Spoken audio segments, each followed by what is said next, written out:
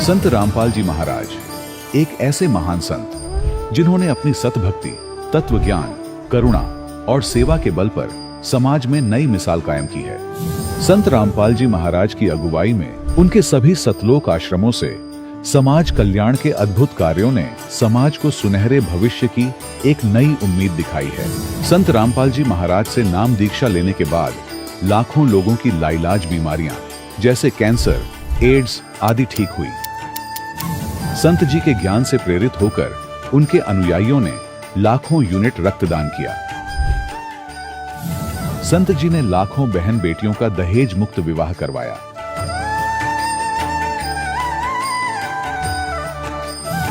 संत जी ने लाखों लोगों का नशा छुड़वाया, करोड़ों उजड़े परिवार बसे। संत जी के आश्रमों में समागम के दौरान निःशुल्क नेत्र चिकित्सा, दंत चिकित्सा प्रदान की जाती है। संत रामपाल जी महाराज द्वारा समय समय पर पर्यावरण संरक्षण के उद्देश्य से बड़े स्तर पर वृक्षारोपण किया जाता है। संत जी ने जरूरतमंदों को तत्काल राहत पहुंचाने के लिए एम्बुलेंस सेवा शुरू की। संत जी अपने अनुयायियों को देहदान के लिए प्रेरित करते हैं, जिससे मानवता की सेवा और चिकित्सा क्षेत्र में सुधार हो सके। संत रामपाल जी महाराज के सभी आश्रमों में हर रोज निःशुल्क भंडारा आयोजित किया जाता है, जहां हर वर्ग, हर जाति और हर धर्म के लोग एक साथ बैठकर भोजन करते हैं।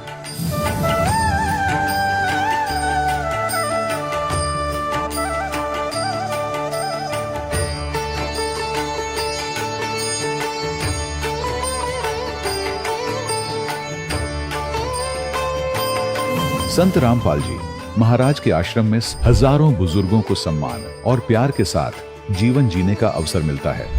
उनके खाने, रहने और स्वास्थ्य की पूरी जिम्मेदारी संत रामपाल जी महाराज उठाते हैं।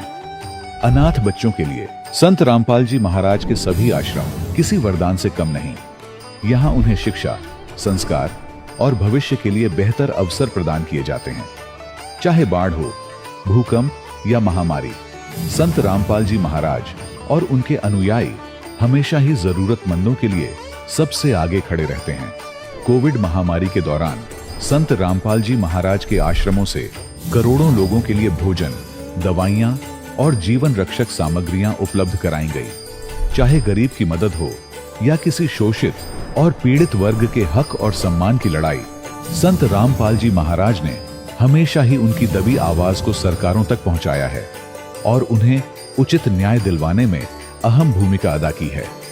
समाज में आध्यात्मिक और सामाजिक मूल्यों के प्रति जागरूकता लाने में संत रामपाल जी महाराज हर कदम पर मानवता के सच्चे सेवक साबित हुए हैं।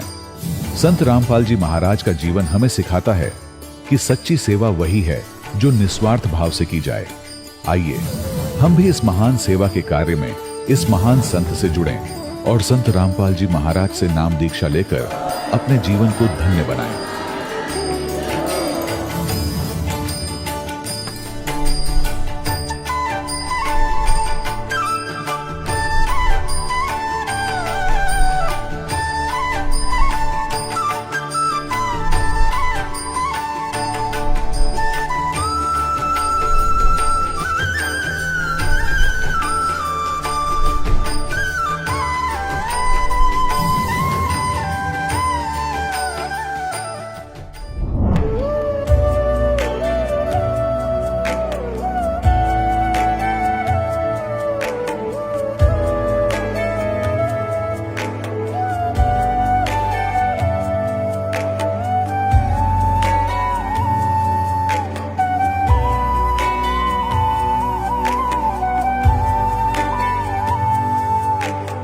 गीता 18 के श्लोक नंबर 62 में भगवान स्वयं कह रहे हैं कि अर्जुन उस परमेश्वर की शरण में जा जिसकी कृपा से परम शांति व शाश्वत स्थान अर्थात सतलोक को प्राप्त होगा। वो परमेश्वर कौन है, कहां है, कैसा है, जानने के लिए कृपया अवश्य सुनिए जगत गुरु तत्वदर्शी संत रामपाल जी महाराज के अमृत वचन। सत साहिब दर्शकों, मनुष्य अपने जीवन में सुख और शांति प्राप्त करने के लिए हिंदू धर्म में प्रचलित सभी भक्ति साधनाओं को अपनाकर तमाम व्रत अनुष्ठान करता है। फिर भी उसके जीवन में दुख बढ़ते ही जाते हैं, जिस कारण से उसकी आस्था डगमगाने लगती है, जिसका मुख्य कारण शास्त्र विधि को त्याग कर मनमाना आचरण करना है। दर्शकों, ऐसी ही कहानी थी मध्य प्रदेश के रहने वाले चंद्रभान वागदरे जी की। चंद्रभान जी हिंदू धर्म में प्रचलित सभी परंपरागत भक्ति साधनाएं किया करते थे, लेकिन फिर भी इनके जीवन में दुख ही दुख थे। इन दुखों से छुटकारा पाने के लिए इन्होंने गायत्री परिवार पंथ का भी सहारा लिया, लेकिन अफसोस वहां से भी चंद्रभान जी को निराशा ही हाथ लगी। लेकिन दर्शकों, आज चंद्रभान जी का कहना है कि जब से मैंने संत रामपाल जी महाराज से नाम दीक्षा ली है और हिंदू धर्म में प्रचलित शास्त्र विरुद्ध साधना को त्याग कर संत रामपाल जी महाराज द्वारा बताई गई आदि सनातनी भक्ति साधना को अपनाया है, तब से मेरे जीवन के सारे दुख गायब हो गए हैं। दर्शकों, आखिर चंद्रभान जी क्यों अपने धर्म में प्रचलित साधना को शास्त्र विरुद्ध बता रहे हैं? आखिर इसके पीछे की सच्चाई क्या है? सुनते हैं चंद्रभान वागदरे जी की कहानी उन्हीं की जुबानी। सर नमस्कार। नमस्कार सर जी। सर क्या नाम है आपका? चंद्रभान वागदरे। सर कहाँ से आए हैं आप? ग्राम बारची, तहसील आमला, जिला बैतूल। सर संत रामपाल जी महाराज से नाम दीक्षा लेने से पहले आप क्या भक्ति साधना करते थे? संत रामपाल जी महाराज जी से नाम दीक्षा लेने के पहले यही देव देवता की अपने हिंदू धर्म में जो प्रचलित पूजा है वही साधना है, हम पूजा करते थे। तो फिर आप संत रामपाल जी महाराज जी की शरण में क्यों आए? संत रामपाल जी परमात्मा स्वरूप ऐसे आए उनके शरण में कि मुझे शरीर में बहुत बड़ी बीमारी थी, पूरा मेरा दाहिना अंग खराब हो चुका था। आपने गायत्री परिवार से कितने साल तक नाम दीक्षा लेके भक्ति की? गायत्री परिवार से 1994 से लगा के 2013 तक के पूरे भक्ति की। आपने वहाँ कौन से गुरु से नाम दीक्षा ली थी? वहाँ पर गुरु गायत्री परिवार में मतलब वो श्री राम शर्मा जी के द्वारा ही मतलब वो वहाँ दिलवाया जाता है नामदान दीक्षा। सर गायत्री परिवार में आपको क्या भक्ति विधि बताई गई? कौन से मंत्र आपको भक्ति करने के लिए दिए गए?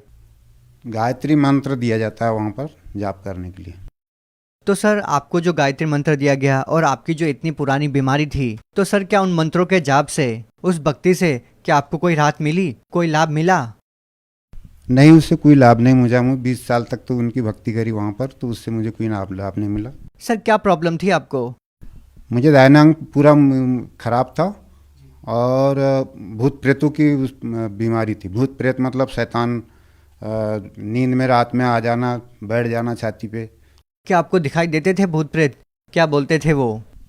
पूरी आकृति उनकी काली काली रहती थी, चेहरा तो एकदम से पहचान में नहीं आता था उनका, लेकिन वो दबा के एकदम से आवाज़ बंद कर देते थे। और उसी पीरियड में अपन जैसे अगर हाथ पैर हिलाओ और उनको देखो कि भाई भाग जाए, कैसे भागे, ये कुछ समझ में नहीं आता था। तो गायत्री मंत्र का भी जाप करता था तो वो नहीं भाग पाते थे। बहुत टाइम तक इतने परेशान करते थे कि यानी बस सिर पर जान निकलने की रह जाती थी। उस पीरियड में ऐसे आधा एक घंटा तक के वो परेशान करने के बाद में फिर निकलते थे। तो वो जैसे अपने को जैसी चेतना वापस आई उस पीरियड में तो शरीर का तो हलना डुलना बंद हो जाता था। हाथ पैर में हिलाने की भी सोचूं, उठाने की सोचूं या मैं उठने की सोचूं तो उठ नहीं पाता था, क्योंकि मतलब ऐसा लगता था कि जैसे गन्ने का जूस निकाल दिया जाता है, उस प्रकार से मेरे शरीर का पूरा जूस निकल जाता था वो शैतान भागने के बाद में। सर आपको ये जो भूत प्रेत की बाधा थी वो कितने साल से थी? ये भूत प्रेत की बात तो भगत जी परमात्मा जी के शरण में आने के पहले 20 साल से थी, मतलब पहले से। अभी तो परमात्मा जी के शरण 20 साल से ही आप गायत्री परिवार से जुड़े हुए थे? हाँ। कोई लाभ नहीं मिला? वहाँ से तो कोई लाभ ही, शैतान भूतों में तो कोई लाभ ही नहीं मिला। बीमारी वो शैतान भूत के कारण ही मतलब बनी रही मेरे शरीर में। क्या क्या बीमारियाँ थी आपको? पैरालाइसिस था मुझे और उसमें टीबी भी पॉजिटिव आई है, मेरे पास में रिपोर्ट भी है, और लता मंगेशकर हॉस्पिटल की नागपुर की।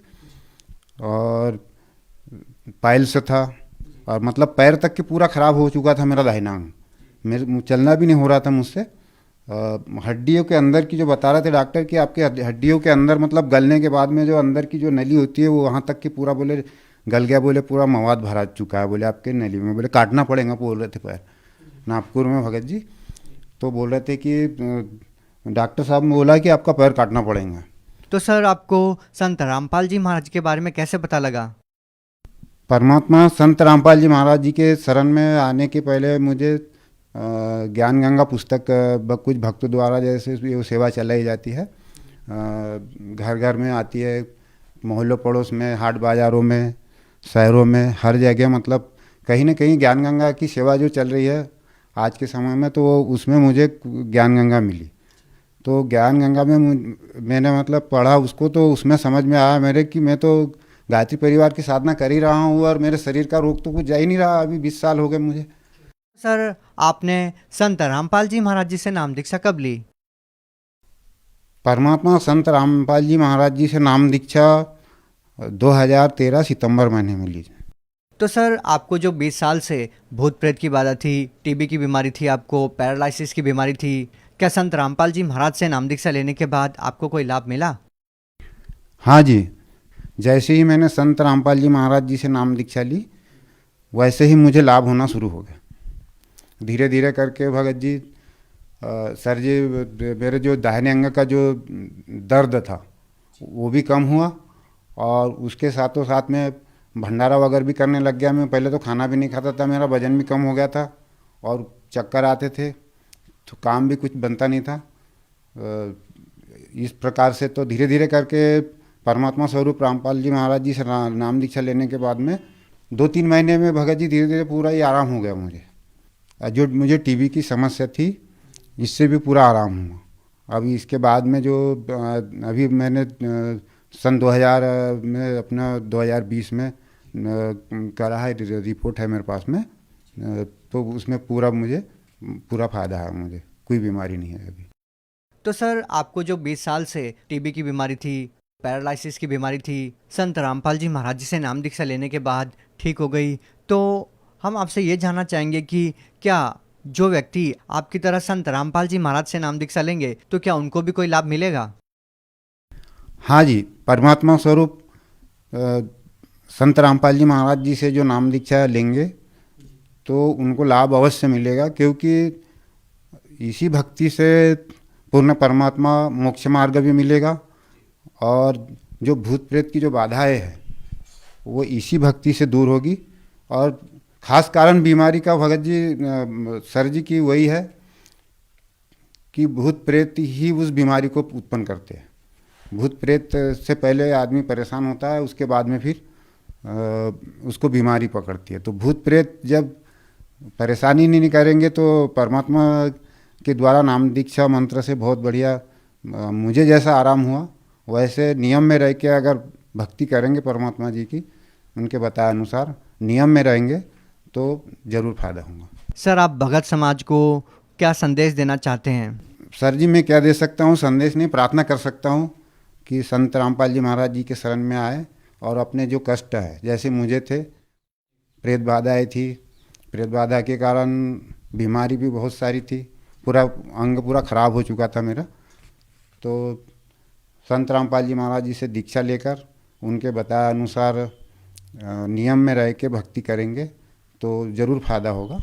सर बहुत बहुत धन्यवाद। धन्यवाद। दर्शकों, अभी आपने सुने संत रामपाल जी महाराज से दीक्षा प्राप्त करके सुखी हुए भक्त के अनुभव।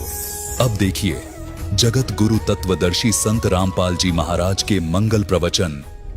वो परमात्मा कबीर जो यहाँ आते हैं विद्वान रूप में, यानी जगत गुरु रूप में, तत्वदर्शी संत के रूप में, वो परमात्मा वैसे सर्व सबसे पहला देहधारी है और उसका शरीर शुक्रम कायम है। उसका शुक्रम माने माता पिता के बीज से बना हुआ, वो शुक्र से बना हुआ हमारे जैसा 5 तत्वों का शरीर नहीं है जो माता पिता के बीज से बनता है। तो कहते वो शुक्रम कायम ऐसा नाविरम, उसके शरीर में नाड़ी नहीं है, हार्ड होड नहीं है उसके अंदर, तो वो ऐसा शरीर है भगवान का।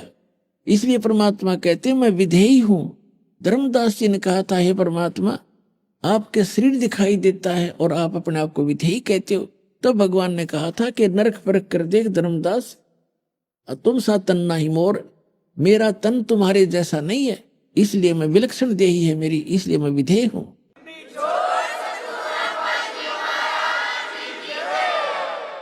अब जो ही रामानंद जी ने कहा कि ये तो दीक्षा तुम दई ये मान ली मन मोरे, गरीबदास तुम कोमल पुरुष हमरा बदन कठोरे।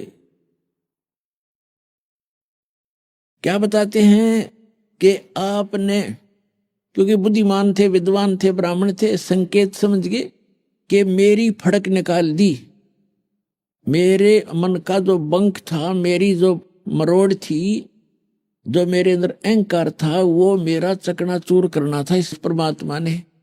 तो ये समझ गया कि जो ते शिक्षा मुझ दी वो मान ली मन मोर। कि रामानंद जी समझ गए कि ये दुल्हा रूप में प्रगट भगवान, और मेरे अंदर अभिमान भरा था जाति और मजहब का, मेरा वो अहंकार मिटाने के लिए आज इसने ये लीला की है कि कहते जो शिक्षा तुमने मुझे दी मान ली मन मोर। मैं समझ गया कि आपने मेरे लिए मेरी आप मरोड़ काट दी, क्योंकि सीने से एक धानक के बालक को लगा रखा है, सारा ब्राह्मण समाज बैठा और थू थू कर रहे हैं, ये बुढ़ापे में इसका क्या दिमाग चल गया रामानंद जी का, एक धानक के बालक को सीने के लगा रहा। लेकिन वो ब्राह्मण था, उसने ब्रह्म पहचान लिया, वो भगवान पहचान लिया कि तो भगवान खड़ा है, तो बाढ़ में जाओ संसार एक तरफ, या तो संसार भी साथ आ जाएगा, ना तो वो अपना राज्य, अपना भगवान, जो वस्तु चाहिए थी वो मिल गई। तो अब रामानंद जी कहते हैं जो दीक्षा तुम मोहे दी मान ली मनोर। अरे गरीबदास तुम कोमल पुरुष, आपका तो शरीर रुई जैसा है और हमरा बदन कठोर। फिर क्या बताते हैं, मन की पूजा तुम लखी ये मुकुट माल परवेश, गरीबदास गति कौन लख तेरा कौन वर्ण को बेखे।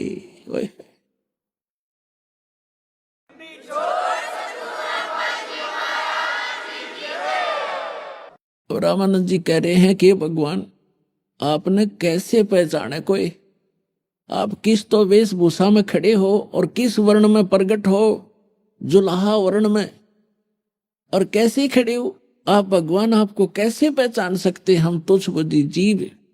मन की पूजा तुम लखी ये मुकुट मान परवेश, गरीबदास गति कौन लखे, आपकी गति को, आपकी स्थिति को, आपकी महिमा को, और कौन समझे कौन वर्ण को बेखे। किस वेशभूषा में खड़े, हमने भगवान पता नहीं कैसा मान रखा था, हाथ में सुदर्शन चक्कर हो या तीर ले रखा हो या गदा गुदा धर रखी है, और आपको तो आप भगवान खड़े। अपने आत्माओं ये भूल हमारा वर्षों से पड़ी हुई है, युगों से। अब ये भूल इसी समय में मिटनी है, अगर किसी की मिट जाता है, और अभी मोक्ष होना है। ये इस कलयुग का ये पीक टाइम है, प्राइम टाइम है। अपने आत्माओं समझो भगवान को, सदग्रंथ अपने पास है, ऐसे इंस्ट्रूमेंट आपके पास है, और दास आपके पास है, भगवान का भेजा हुआ तत्वदर्शी संत, और complete worship of God, complete भगवान की कंप्लीट वर्शिप दास के पास उपलब्ध है। अब परमात्मा ने क्या कहा, ये काफी वार्ता है, लेकिन समय थोड़ा मैं शॉर्ट करूंगा थोड़ा सा। अब ये सारा कुछ हो गया, वो जितने वहां बैठे थे सिरफरे उठ कर चले गए, ब्राह्मण जितने नकली थे, असली ब्राह्मण रह गया भगवान के पास। तब रामानंद जी ने नहीं सोचा जान दे ये तो लबड़दा नहीं, पहले तो मैं ब्राह्मण था और विद्वान था और पूज्य था, आज मुझे भगवान मिल गया, मैं रिजेक्ट हो गया। इन मूर्खों क्या ज्ञान है इनको। जब गुरु में था तो आज भी मैं गुरु हूं, और मैं जिसको पूज रहा हूं इन सब ने उसी को पूजना चाहिए। लेकिन वो तो काल का जाल है, वह सब खिसक गए तो खिसक गए। फिर रामानंद जी की थोड़ी बुद्धि बदल दी, सोचा कि पूरा निर्णय कर लूं। कबीर परमात्मा से पूछा रामानंद जी ने कि आपने झूठ क्यों बोला बच्चा। परमात्मा ने कहा मैंने क्या झूठ बोला स्वामी, कि आप कहते हो कि रामानंद जी यानी मेरे से आपने दीक्षा ली है, मैंने तो आपको कभी दीक्षा दी नहीं। तो परमात्मा ने कहा कि आपको याद होगा एक दिन मैं पंचगंगा घाट की पौड़ियों पर लेटा हुआ था, और आप जी नहाने गए थे, स्नान करने, आपकी खड़ाऊ मेरे सिर में लगी थी, आपने सिर पे हाथ रख के कहा था कि राम राम बोल बेटा, राम राम बोल। तो रामानंद जी बोले भाई वो तो 2.5 वर्ष का बालक होगा, और 2.5 वर्ष के बालक का और 5 वर्ष के बच्चे का डबल डिफरेंस हो जाता है शरीर का, बॉडी का। तो वो तो 5 वर्ष का बालक था भाई, यह बात मेरे दची नहीं। तो परमात्मा ने क्या किया, वहां एक नौकर की सेवक की चारपाई थी बाहर झोंपड़ी से, रामानंद जी के सेवक की। तो परमात्मा एक रूप में 5 वर्ष के बालक में तो सामने खड़े हैं, और एक दूसरा रूप बना के उस चारपाई के ऊपर लेट गए खटिया पर, कहा कि देखो स्वामी जी, ऐसा था मैं, ऐसा था ना। अब जो ही रामानंद जी ने देखा 5 वर्ष के 2.5 वर्ष का बालक इधर और 5 वर्ष का सामने, 6 बार इधर देखा और 6 बार इधर, आंखें मलमल कर देखा। तो परमात्मा ने सोचा इस बुढ़े की बुद्धि अब सेट हो को ना। वहां से उठे परमात्मा और उस 5 वर्ष के बालक में 2.5 वर्ष का बालक आकर उसके सामने समा गया। तब रामानंद की बुद्धि ठिकाने आई। फिर भी न्यू बोला कि बच्चा मैं तो कंठी भी देता हूं, कंठी। परमात्मा ने निकाल के दिखाई कि देख यार ये कंठी, ये कहां प्राप्त हुई, कि आपने वही तो डाली थी मेरे गले में पंचगंगा घाट पर। अब रामानंद जी की वो भी याद था कि वो मेरी खोगी थी कंठी। उसने सोचा ये नरा बालक नहीं है, ये तो सारी ये बात फिट कर रहा है। फिर पूछा कि बच्चा मैं राम राम तो नाम नहीं देता, मैं कोई और मंत्र देता हूं। ये ऋषि लोग मंत्र ओपन नहीं किया करते थे, राम राम तो जैसे हम सत्साहिब करते हैं ऐसे करते थे वो। तो परमात्मा ने कहा आप ओम नाम देते हो। अब रामानंद जी की तो सिट्टी फिट्टी गुम होगी कि सारी सच्ची बतावा, जुलाहों तक तो यह बात जा ही नहीं सकती। मैं क्या मंत्र देता हूँ, गुप्त प्रतिज्ञा कराता हूं जिसको नाम देता हूं। ऋषियों को देता था नाम ये, और बाकी हरे कृष्ण हरे राम यो भी नाम साथ में, ओम नमः शिवाय ये अलग सा, लेकिन ये गुप्त मंत्र था इनका सार नाम था ओम। फिर रामानंद जी की बुद्धि चक्कर काट गई, अकनेरा बालक को नहीं, अकेला बच्चा नहीं है। फिर परमात्मा ने कहा कि अगरम अगरम छोड़ दो, सुनो हमारी सीख। कबीर साहब ने कहा कि ये अटपट छोड़ स्वामी जी, हमारी बात को सुनो। समझाने लगे कि उससे सृष्टि रचना सुना दी परमात्मा ने आध घंटे के अंदर। रामानंद जी ने कहा कि मैं आंखों देखूं जब बात बने, क्योंकि आज तक ना किसी वेद में, ना किसी गुरु ने, ना किसी ऋषि ने, ना आचार्य और शंकराचार्य ने हमें ये ज्ञान नहीं दिया। तो रामानंद जी ने कहा कि मैं योग युक्त होता हूं, मैं समाधिस्थ हो जाता हूं। परमात्मा ने कहा कि समाधिस्थ होकर देखिए आप कहां तक पहुंच पाते हो, फिर मैं बताऊंगा आपकी ये स्थिति कहां है। रामानंद जी का अभ्यास था 1 सेकंड में समाधिस्थ हो गए, और जो ही वो त्रिवेणी पर पहुंचे, योग युगत प्राणायाम कर जित्या सकल शरीर, त्रिवेणी के घाट पर वहां अटक रहे बलबीर।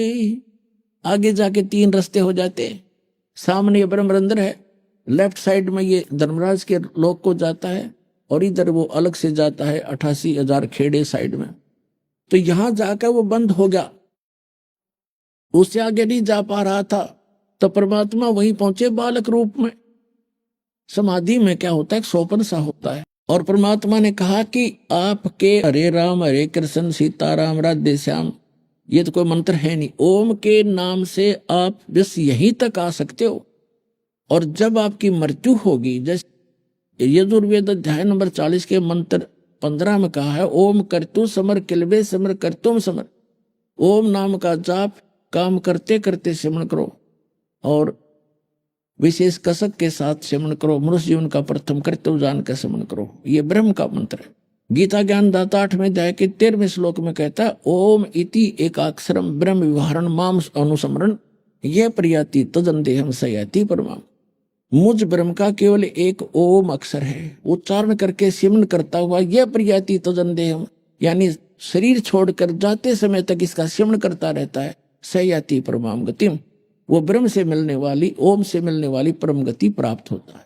कहां जाता है, ब्रह्म लोक में। अब यहां स्वामी जी ने इष्ट मान रखा था विष्णु जी, और ओम नाम का जाप करती थी, तो ब्रह्म लोक नहीं जा सकते थे ये।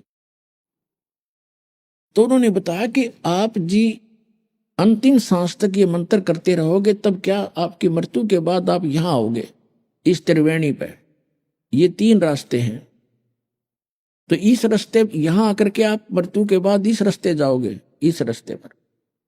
और आगे धर्मराज का लोक है, सबसे पहले न्यायाधीश का ऑफिस है, वहां आपका अकाउंट होगा। उसके बाद आप विष्णु लोक में जाओगे। विष्णु लोक के अंदर भी ओम नाम की कमाई के अलग से एक रेस्टोरेंट बना हुआ है, वहां भी आपकी कमाई नष्ट होगी। आप वहां जाओगे और फिर 84 लाख योनियों में आओगे। ये सामने का जो ब्रह्मरंध्र है ये तुम्हारे मंत्र से नहीं खुल सकता। मेरे पास वो मंत्र है जो सतनाम बनेगा 2 अक्षर का, इन दोनों का मिलकर ये सिमरण किया जाएगा, तब ये ब्रह्मरंध्र खुलेगा। एक ओम एक तत् जो सांकेतिक है, जो दास आपको देता। तो परमात्मा ने कहा कि देखो मैं सुमन करता हूं अपने सतनाम का। सुमन करते ही सामने का वो एकदम कपाट खुल गया ब्रह्मरंध्र का, और परमात्मा उस आत्मा को साथ लेकर के रामानंद जी को ऊपर पहुंचे। कहा कि ये बैठा तुम्हारा भगवान ज्योत निरंजन, ये काल ब्रह्म, तुम इसे निराकार कहा करते थे, ये गुप्त रहता है। इसने प्रतिज्ञा कर रखी है, साथ में जाएगी 24 और 25 श्लोक में कहता है कि मैं अपने योग माया से छुपा रहता हूं, मैं कभी किसी के सामने कभी अपने वास्तविक रूप में प्रकट नहीं होता, ये मेरा अनुत्तम अटल घटिया नियम है। फिर परमात्मा ने वो 11वां द्वार पार किया, जो परब्रह्म यानी उस अक्षर पुरुष के ब्रह्मांडों में प्रवेश करते हैं, 11वां द्वार। उससे आगे जाकर फिर उस परब्रह्म के अक्षर पुरुष के 7 संग ब्रह्मांडों को पार करके फिर 12वां द्वार है। 12वां द्वार पार करके भौर गुफा पार करके जब सतलोक आता है, तो परमात्मा ऊपर के लोक में ले गए, और वहां जाकर देखा जो एक सिंहासन के ऊपर राजा के समान परमात्मा बैठे हैं, सिर पे मुकुट है, गल में माला है, सुंदर शरीर है, करोड़ सूर्य मिला दे करोड़ चंद्रमा, ऐसा उनका एक रोमकूप की शोभा है। तो कबीर साहब नीचे से गए, वहां चवर उठा करके सिंहासन पर विराजमान उस परमात्मा तेजो में रूप वाले शरीर वाले भगवान पर चवर करने लगे। रामानंद जी ने सोचा कि ये भगवान है जो तख्त पर बैठा, सिंहासन पर बैठा, और ये कबीर तो यहाँ का कोई गण है, यहाँ का कोई देव है। इतने में वो तेजो में शरीर खड़ा हुआ, सिंहासन से उठा और हाथ जोड़े कि भगवान बैठो, सिंहासन विराजमान करो, आपका सिंहासन है। और कबीर साहब उसके ऊपर उछल कर बैठे, बालक जैसे उछला करे, और वो चवर करने लगा जो तेजो में शरीर था, जिसको रामानंद जी भगवान समझ रहे थे। अब रामानंद जी सोच रहे थे कि भगवान आप इस बालक, ये कबीर बालक और ये भगवान, ये क्या चक्कर है, ये चवर कर रहा है। इतने में तेजो में शरीर और परमेश्वर कबीर जी 5 वर्ष के बालक कबीर साहब के रूप में समा गया उसके अंदर। अकेला कबीर साहब असंग अनंत कोट ब्रह्मांड के संचालक के रूप में वहां विराजमान है, चौर अपने आप हो रहा है।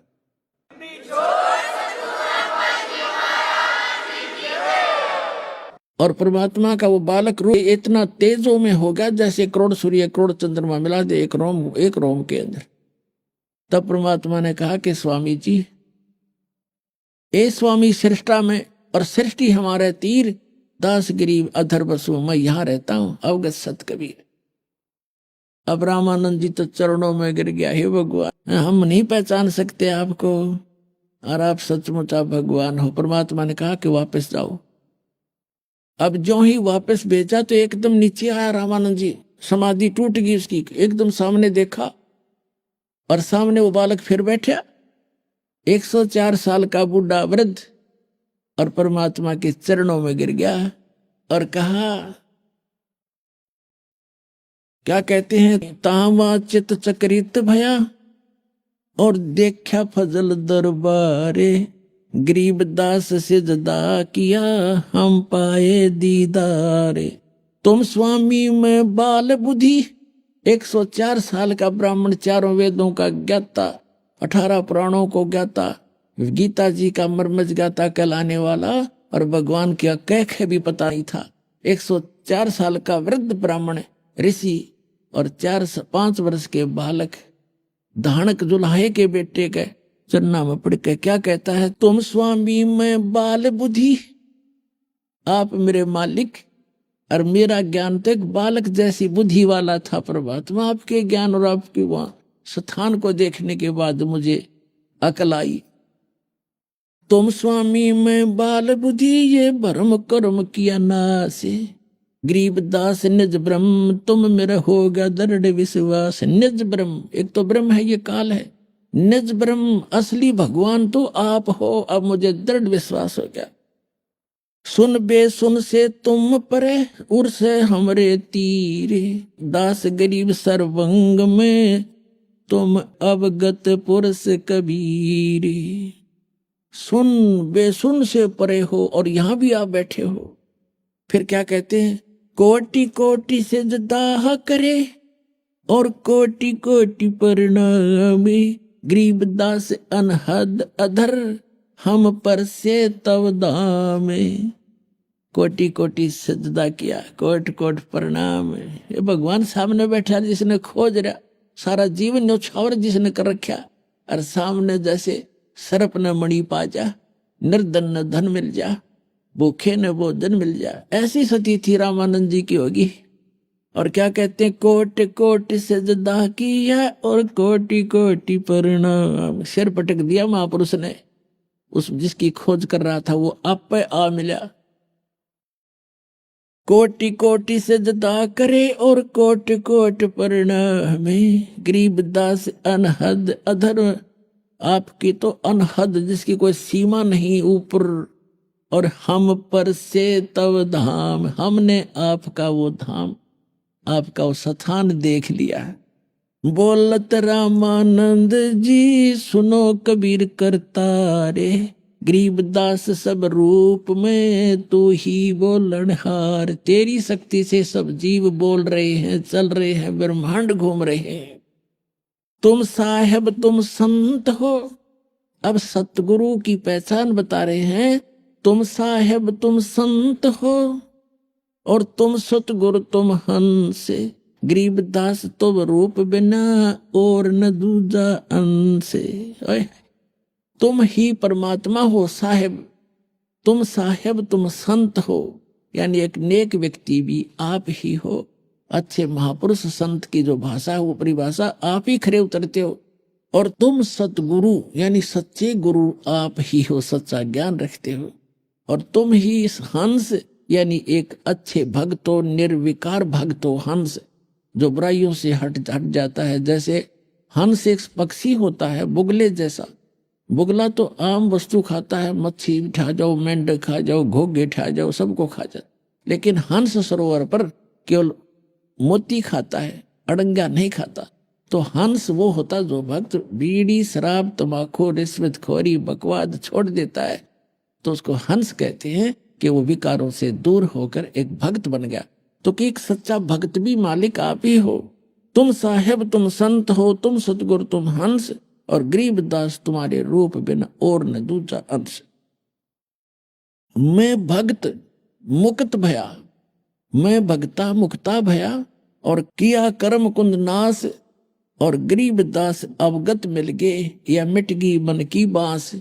मेरे मन की भ्रमणा मिट गई, मुझे भगवान मिल गए अवगत, जिसको कोई नहीं जानता। दोहू ठोर है एक तू, बया एक से दो, गरीबदास हम कारणे तुम आए हो मगजो।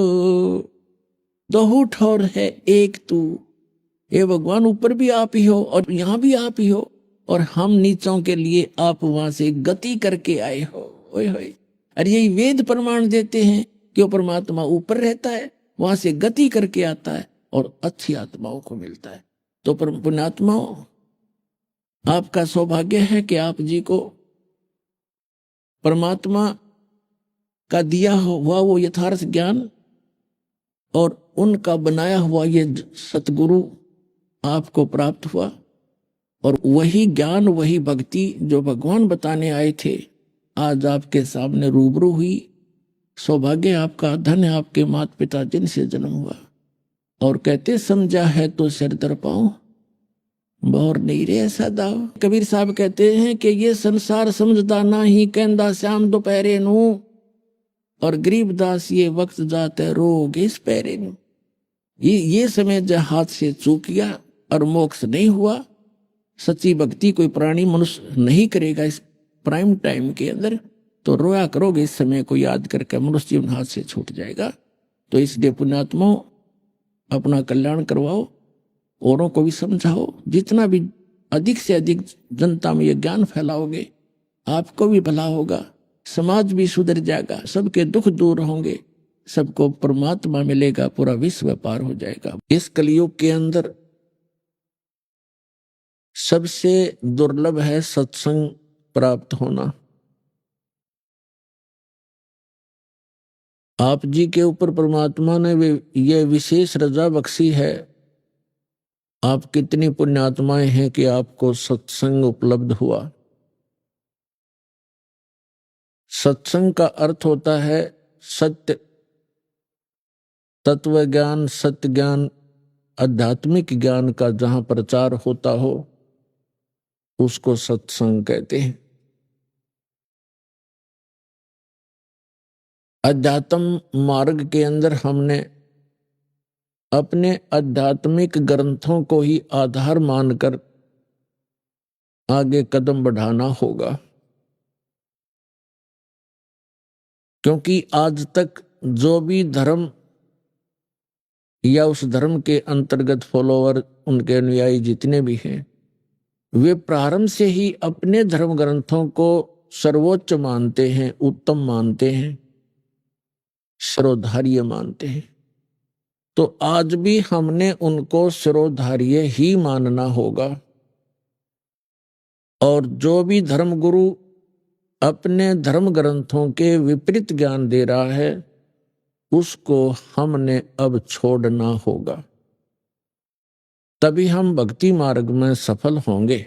इसके लिए पवित्र श्रीमद् भगवत गीता अध्याय नंबर 16 का श्लोक नंबर 23 और 24 पर्याप्त है हमें समझने के लिए।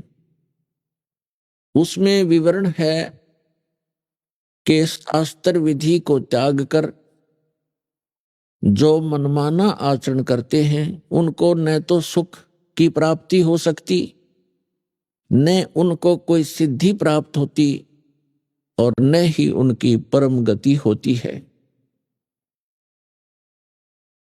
तो पुण्यात्माओं, आध्यात्मिक क्रियाएं जो हम करते हैं इन तीन वस्तुओं की प्राप्ति के लिए ही करते हैं कि अपने जीवन में हम सुखी रहें, हमारी कार्य सिद्ध हो और फिर परम गति हो। और ये तीनों ही पदार्थ शास्त्र विरुद्ध साधना करने से वंचित रह जाते हैं।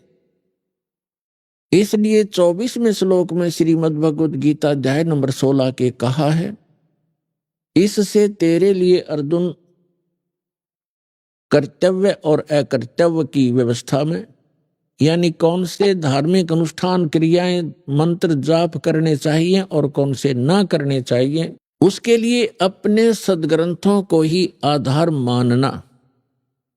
तो पुण्यात्माओं, आत्मा परमात्मा की खोज में वर्षों युगों से लगी हुई है, हजारों करोड़ों युगों से लगी है।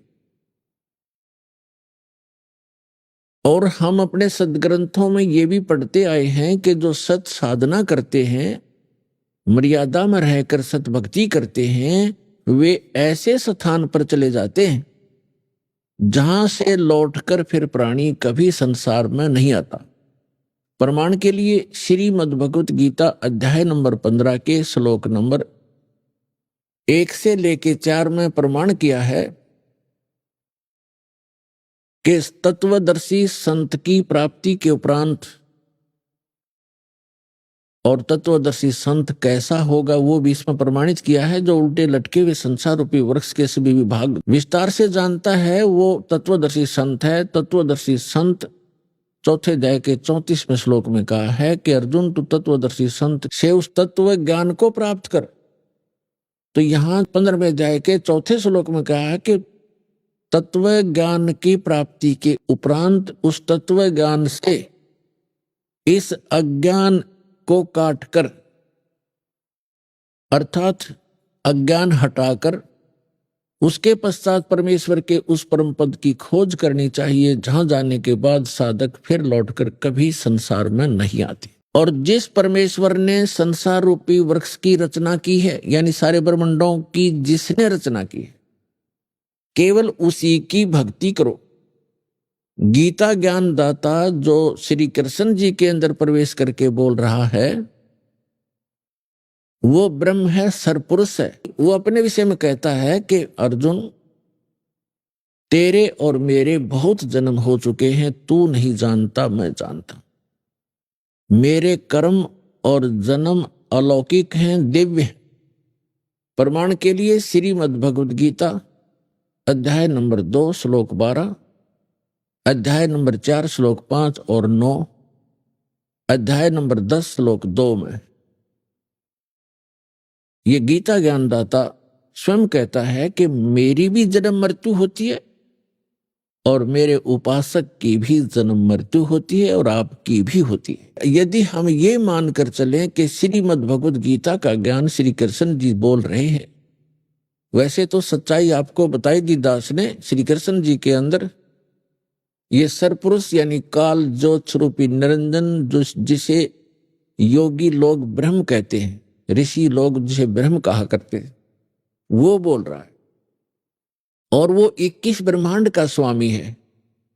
और श्री कृष्ण जी विष्णु जी के अवतार हैं। श्री विष्णु समझो से श्री कृष्ण समझो। ये केवल 3 लोकों पर, पृथ्वी लोक, स्वर्गलोक और पाताल लोक, इन 3 लोकों पर केवल एक विभाग के प्रभु हैं, स्वामी हैं। विष्णु जी सतोगुण विभाग के, यानी श्री कृष्ण कहो, विष्णु कहो, और ब्रह्मा जी रजोगुण विभाग के मंत्री समझो, साहब समझो, मालिक समझो, खुदा समझो। और श्री शंकर जी जो है ये तमोगुण विभाग के स्वामी समझो, प्रभु समझो। ये केवल इतने ही मालिक हैं।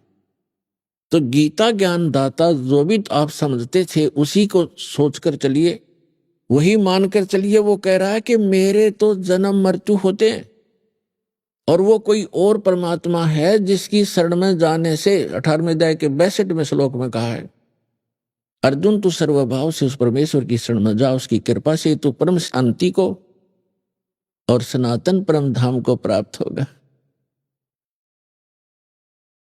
तो यहां हमने अब समझना है कि वो परमात्मा कौन है, जिसके विषय में गीता ज्ञानदाता भी प्रमाणित करा कि उसी की शरण में जाओ, उससे आपको वो स्थान मिलेगा जहां जाने के बाद फिर लौटकर कभी संसार में नहीं आओगे। वो शाश्वत स्थान है। तो अब हम जो प्रसंग चला है कि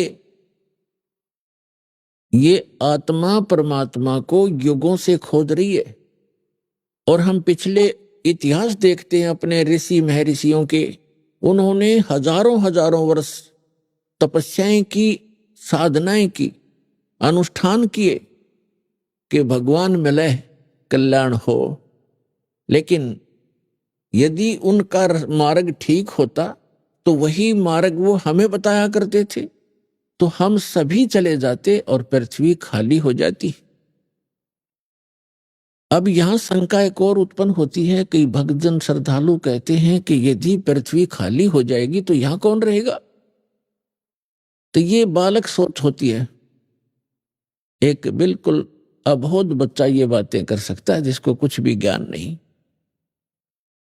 अब ये कोई सुख का स्थान थोड़ा ही है, हर चीज का अभाव यहां पर, और सारा जीवन हम अपने इस पेट पोषण पर ही लगा देते और बीच में ही मृत्यु हो जाती है। इतना गंदा स्थान यहां रहने की इच्छा हमारी क्यों बन रही है? क्योंकि हमें उस अन्य सुख में लोक का ज्ञान नहीं, और वहां जाने का कोई समाधान नहीं।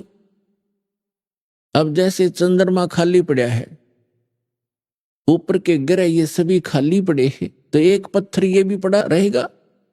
हमने कौन सा ठेका ले रखा है यहीं पर गर्मी और सर्दी और भूख प्यास, इन कैंसर से पीड़ित होकर मरने और जीने की? यह तो हमारी मजबूरी है।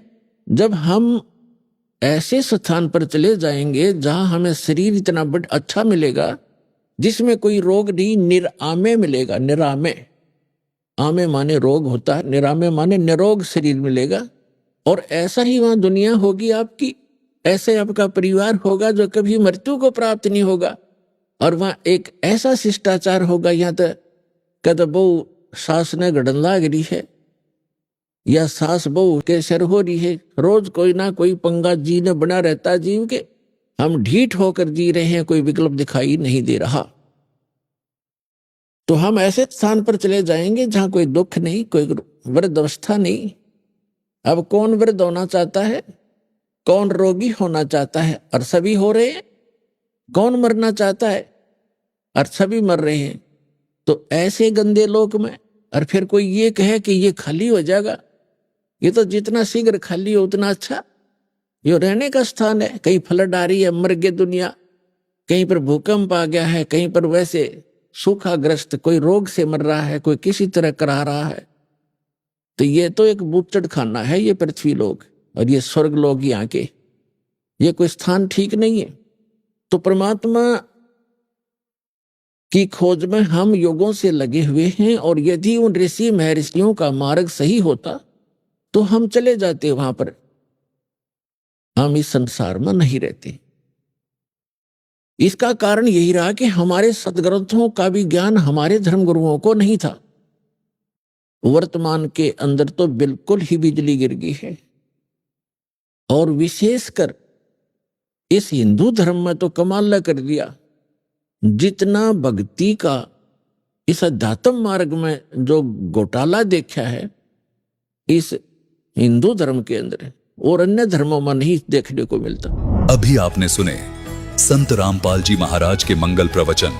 आइए अब सुनते हैं संत रामपाल जी महाराज से नाम दीक्षा लेकर सतभक्ति करके अद्भुत लाभ प्राप्त करने वाले अनुयायी के विचार।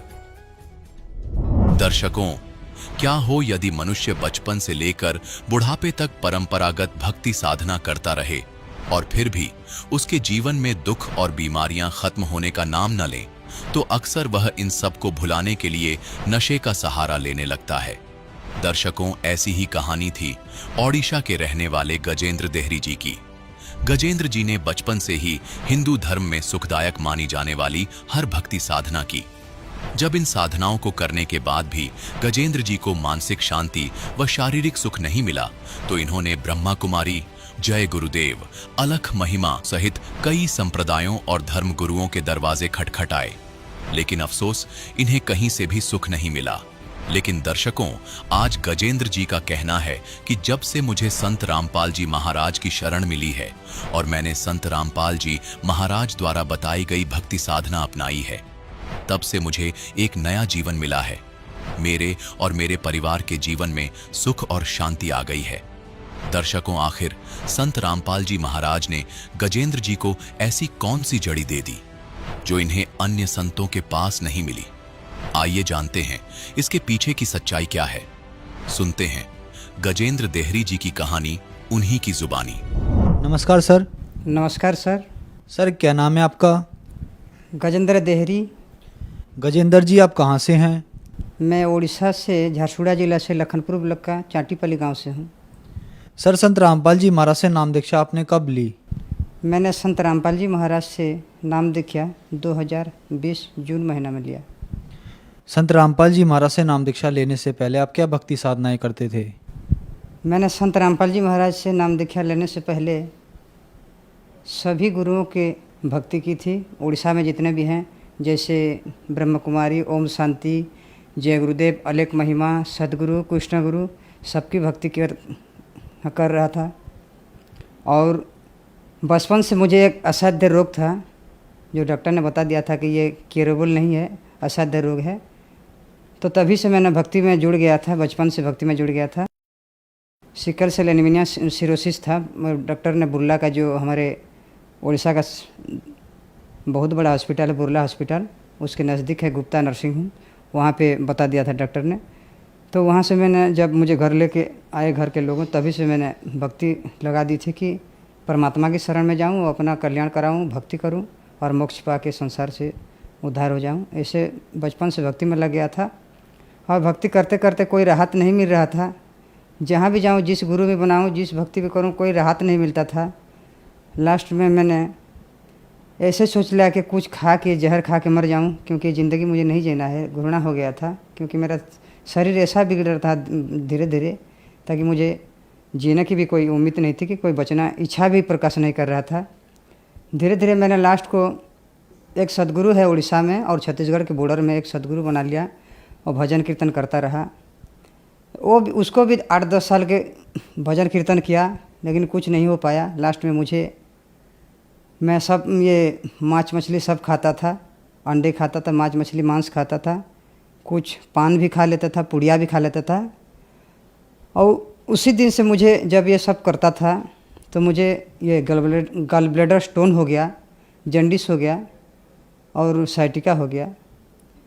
तभी से मैंने डॉक्टर को दिखाया। डॉक्टर बोले कि ऑपरेशन लगेगा, लिवर कैंसर कोई इसका इलाज नहीं है, इसका ऑपरेशन करना पड़ेगा। बाद में टीबी भी हो गया था और डॉक्टर ने बोला कि बहुत सारे प्रॉब्लम है। तो मैंने सोचा कि अब मेरा कुछ नहीं होने वाला है, डॉक्टर ने भी मना कर दिया है, ऑपरेशन बोला है। तो मैं बहुत दुर्बल था, ऑपरेशन करूँगा तो मर जाऊँगा।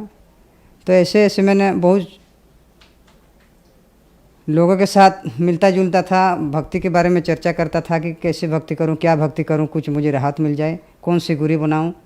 कोई पुराण शास्त्र में किसी गुरु का प्रमाण नहीं था। जिस गुरु को मैं बनाता था, भजन कीर्तन करता था, गीता, वेद शास्त्र, बाइबल, कुरान शरीफ में कोई भी नहीं था।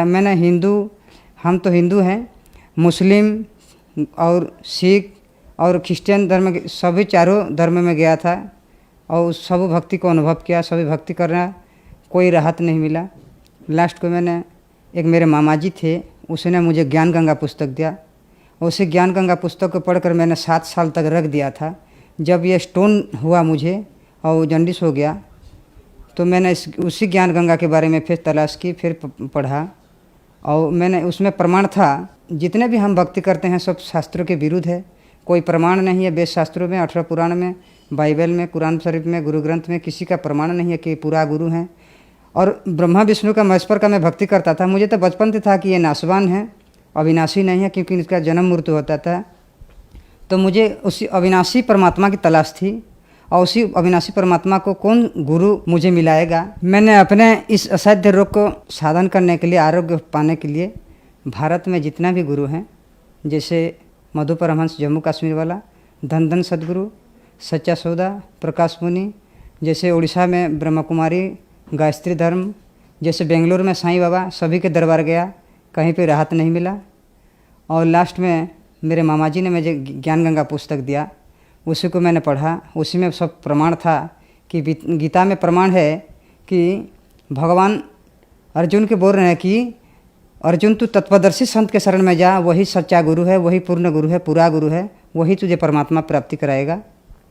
और मैंने पढ़कर उसके रख दिया था। जब मुझे प्रॉब्लम होने लगा, ये बीमारी हो गया, स्टोन हो गया, गलब्लैडर स्टोन हो गया, तभी मैंने ज्ञान गंगा बही खुला और देखा, पढ़ा और नाम लेने के लिए मुझे ज्ञान। सबको पहले मैंने परीक्षण निरीक्षण किया कि संत रामपाल जी महाराज जो हैं अवतार हैं, अभी उनके शिष्य बता रहे हैं, उसमें प्रमाण दे रहे हैं कि ये पूरा गुरु हैं, ये परमात्मा हैं और इनके शरण में जाने से सभी रोग कष्ट दूर होते हैं, सुख होता है, शांति होता है, सतलोक प्राप्ति है, मुक्त होता है।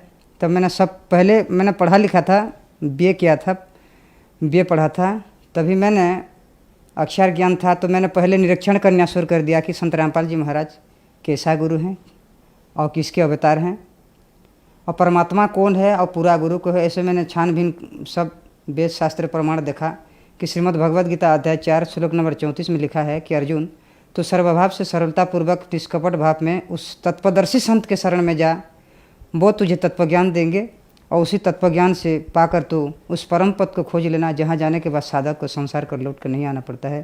तभी मैंने गीता भी 2 टाइप का गीता मंगाया, उसमें वेरीफाई किया, उसको मिलाया कि संत रामपाल जी महाराज जो ज्ञान गंगा पुस्तक में जितने भी 18 पुराण, 4 वेद, 6 शास्त्र, बाइबल, कुरान, कुरान से जितने भी प्रमाण दिए हैं, सबको मैंने ला के मेरे पास जितने भी वेद ग्रंथ था उसमें मिलाया। मेरे पास जितने भी नहीं थे उसको मैं आसपास के गांव के जाके मिलाया, तो सब उस जितने भी श्लोक उसमें लिखा था मिलाप किया, सब सही निकले। और मैंने सोचा कि संत रामपाल जी महाराज पूर्ण परमात्मा, अविनाशी पूर्ण ब्रह्म कबीर साहब के अवतार हैं, क्योंकि बाइबल में, ऑर्थोडॉक्स बाइबल में लिखा है कि कबीर ही परमात्मा है। कुरान शरीफ में लिखा है कि अल्लाह कबीर है। गुरु ग्रंथ में लिखा है कि गुरु नानक बता रहे हैं कबीर ही परमात्मा है, और भगवद गीता में भी है। मैंने सब प्रमाण मिलाया, तब मैंने ठान ली कि यही गुरु है और कबीर साहब ही परमात्मा है और कबीर साहब के अवतार हैं संत रामपाल जी महाराज। तब मैंने नाम लेने के लिए ठान ली। और हरियाणा को जब मैंने मोबाइल में सत्संग देखा, उनके सत्संग देखा, उसके पीली पट्टी में जो नंबर आते थे उसी पीली पट्टी में हरियाणा आश्रम को लगाया। वहीं से आदेश आया कि आप उड़ीसा के संबलपुर नामदान केंद्र है, भुवनेश्वर में भी है, कलाहांडी में भी है, कौन सा नज़दीक है वहीं का नंबर देंगे। मैंने बोला कि संबलपुर नामदान केंद्र मेरा नज़दीक है। संत रामपाल जी महाराज इसके संबलपुर नामदान सेंटर से 2020-21 जून को ऑनलाइन मोबाइल में नामदान लिखा ली। सर जैसे कि आपने बताया कि आपको सिकल सेल नाम की बीमारी थी, जॉइंडिस था, लीवर कैंसर था, डॉक्टर ने आपको ये कह दी थी कि आप कुछ ही दिन के मेहमान हैं। आपने संत रामपाल जी महाराज से नाम दीक्षा ली, तो क्या आपको इन बीमारियों से निजात मिला? जितने बीमारी थे सब में मुझको धीरे धीरे आराम लगने लगा। अभी स्वस्थ हूँ और सभी बीमारी मेरे दूर होने लगा। मैं अभी भक्ति कर रहा हूँ और अभी जितने भी बीमारी था सबसे मुझे राहत मिल गई है। सिकल सेल में मुझे बहुत 24 जो लगता था, ट्रामाडोल लगता था, डायनापार लगता था, पेंडूर लगता था, ये सब लगाता था। जितने देर तक इसका ये असर था तब तक अच्छा लगता था। उसका असर निकल गया तो फिर अच्छा नहीं लगता था। ऐसे ऐसे करके मैं चलता था और जब परमात्मा के शरण में आया, बंदी छोड़ सदगुरु रामपाल जी परमात्मा के शरण में आया, तभी से मुझे राहत मिलने लगा। और मेडिसिन मैंने छोड़ दिया, मेडिसिन दवाई सब छोड़ दिया। अब स्वस्थ हूँ और परमात्मा की भक्ति कर रहा हूँ। हमारे घर में पैसों की आर्थिक अवस्था बहुत दुर्बल थी, घर में कली झंझट होता था। संत रामपाल जी महाराज की दया से अब घर में कली कुलज कम हो गया और आर्थिक स्थिति भी बदल गया।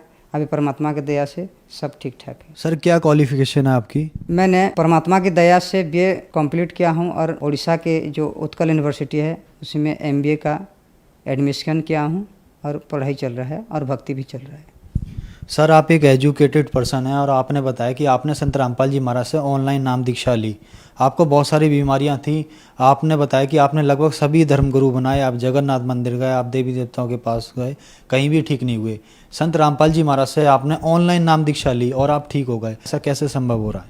बंदी छोड़ सदगुरु रामपाल जी महाराज जो नाम दीक्षा देते हैं, जो मंत्र देते हैं, सब श्रीमद् भगवद गीता के 17 नंबर अध्याय के 23 नंबर श्लोक में ओम तत्सत जो है उसको 3 बार परमात्मा नाम देते हैं। तो हम जब ये शास्त्र अनुकूल भक्ति करते हैं, मैंने शास्त्र अनुकूल भक्ति किया, तब मुझे फ़ायदा शुरू होने लगा, स्वास्थ्य में बदलाव आने लगा, आरोग्य आने लगा। और ये तो प्रमाणित ज्ञान है, प्रमाणित भक्ति है जो सदगुरु बंदी छोड़ सदगुरु रामपाल जी महाराज से हमें मिला। सर जैसा कि आपने बताया कि आप बहुत ज़्यादा बीमार थे, आपको बहुत ऐसी लाइलाज बीमारियां थी जो ठीक नहीं होने की थी। आपने संत रामपाल जी महाराज के शिष्यों के इंटरव्यू देखे कि वो लोग ठीक हो रहे हैं, तो आपको भी लगा कि मैं भी ठीक हो सकता हूँ।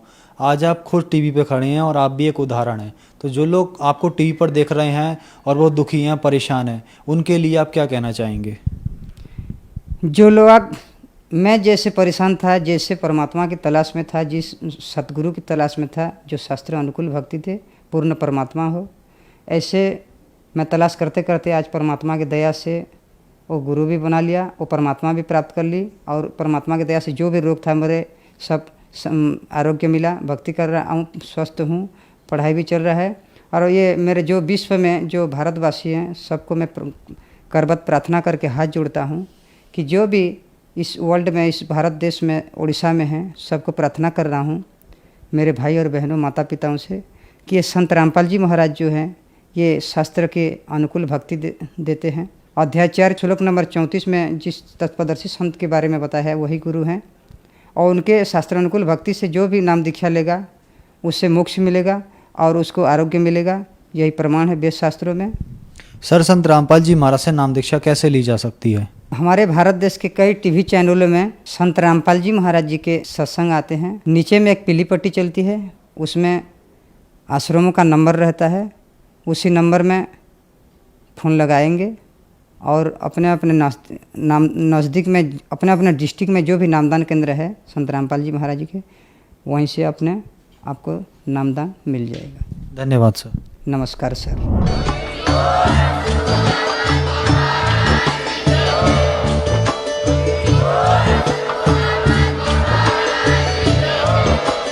आप सुन रहे थे जगत गुरु तत्वदर्शी संत रामपाल जी महाराज जी के मंगल प्रवचन। अधिक जानकारी के लिए विजिट कीजिए हमारी वेबसाइट www.jagatgururampalji.org। संत रामपाल जी महाराज जी के शुभ आशीर्वाद से पूरे विश्व भर में 500 से भी ज्यादा नाम दीक्षा केंद्र हैं, जिन पर संत रामपाल जी महाराज जी द्वारा ऑनलाइन निशुल्क नाम दीक्षा दी जा रही है। अपने नजदीकी नाम दीक्षा केंद्र का पता करने के लिए संपर्क करें 8222880541।